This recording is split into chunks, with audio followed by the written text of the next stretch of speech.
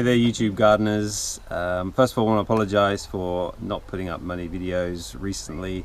I've been in the process of moving walls and rearranging rooms inside the house, so doing a lot of building work.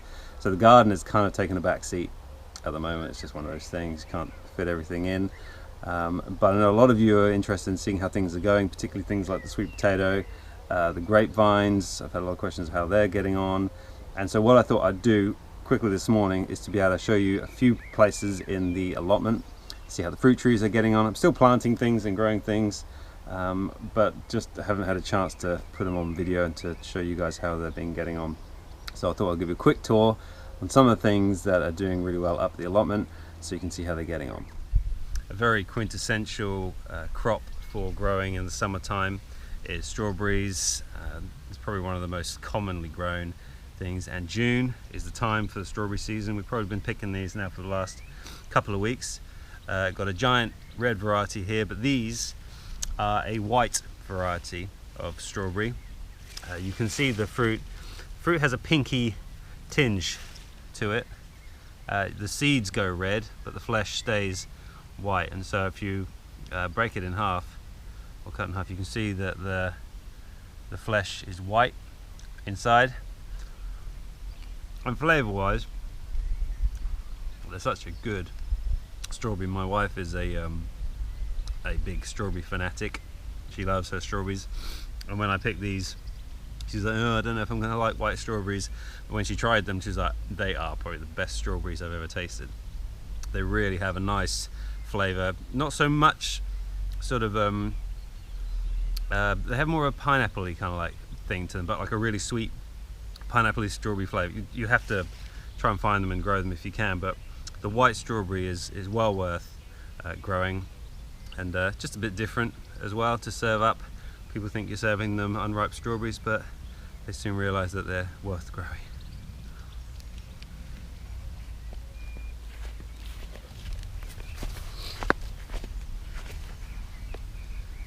I wouldn't say I was one of those people that enjoy, a really good homegrown onion. I don't particularly bite into an onion and think, oh yeah, you can tell that's homegrown. And so onions I tend to not bother with growing in too much.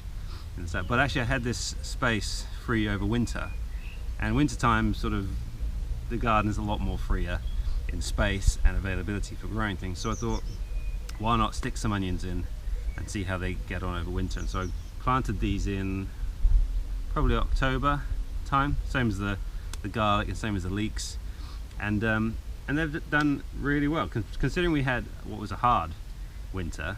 We've had a few out of here, but considering we've had a hard winter, they're actually pretty good size onions. There's a red baron that I planted and a white one, can't remember the name of that one, but yeah, surprisingly I've been actually impressed. So worthwhile trying to grow onions over the winter when you've got space, and you may as well use up the garden by planting some onions. So that's what I did. That's what I did here. Here is the flame grapevines, how they're doing. You can see we've got our central leader trunk, and then we've got our branching coming out left and right. And so these have now, this will be the first year I've allowed them to set fruits and flowers on here. I'll keep you updated as these grow and progress. But they are, I'm looking forward now to actually kind of reaping some reward for the last 3 years of work since they've been in. This is their third year now. So hopefully we can benefit from that. When you grow grapes, especially in these cordon styles, you need these catch wires, which is you put one here and one just above it. They're just pinned to the post. But what they do is, because these are quite, I wouldn't say they're succulent, but they're sort of kind of quite soft, so wind can break them very easily.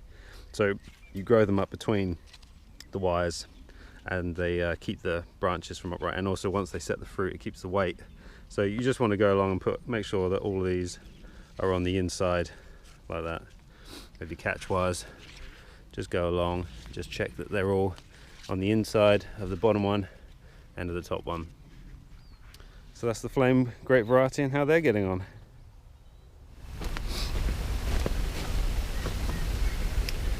Tomatoes are one of those things that some people have a thing that they won't grow them outside because of the blight issue, and they're a common plant. You see them in every garden centre come this time of year.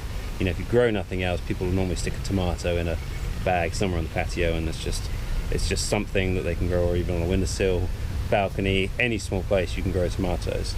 I find that actually the best way that I grow tomatoes is to, if you find a nice variety that you eat from a supermarket, just save the seeds.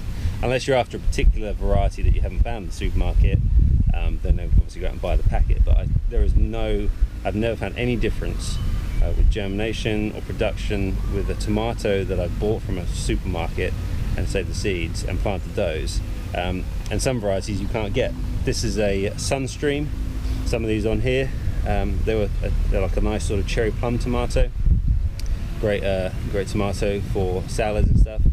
And the other one is a Sun Gold, a cherry tomato is on there. And the one packet I did buy this year is a tomato called an Indigo Rose, which is a dark blue, purpley colour tomato. So we'll see how that does. But again, if it does well, I won't be buying the packet again. I'll just save the seeds from the tomato and grow it again next year. So tomatoes in here, I trained up these canes on both sides, so the sun kind of comes around there and then moves around to this side, so they get a good amount of sunshine. And we're fairly dry in the southeast, so we don't tend to, blight isn't too much of an issue. So they're now setting some fruit. Some of them are getting some little berries on them, and nothing like the smell of summer than the leaves of a tomato. They just make you just think of warm sunny days.